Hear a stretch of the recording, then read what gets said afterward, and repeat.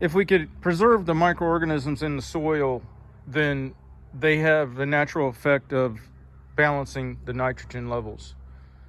If we can keep the nitrogen levels balanced in the soil, then we won't have the negative effect of nitrogen running off and causing algae blooms that can cause the red tide. To do this in the south and protect the microorganisms from the intense sun, even at this time of year when air temps are cooler, the surface temp is still high enough to do damage if you mow below 2.5 inches, and I would prefer a lot higher than that.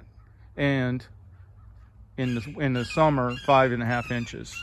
I believe those are the minimum heights of lawn mowing that should be done to avoid the sun bleaching and killing of the microorganisms that do balance the nitrogen levels. It'll also benefit in that you will not have negative insects and stuff like cinch bugs that move towards the droughted, and well, they're actually moving towards a higher nitrogen content.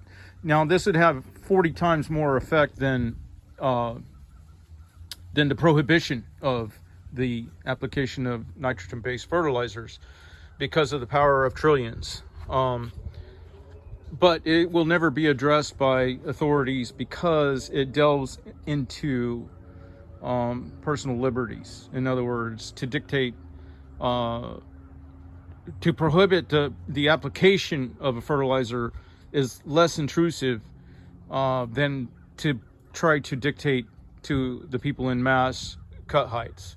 However, the true pollutant in the case of what's going on right now, as you see in the news with all the red tide, doesn't come from the application of fertilizers.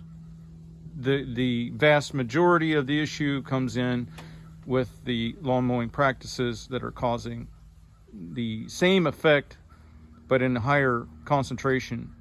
All right, well, have a good day.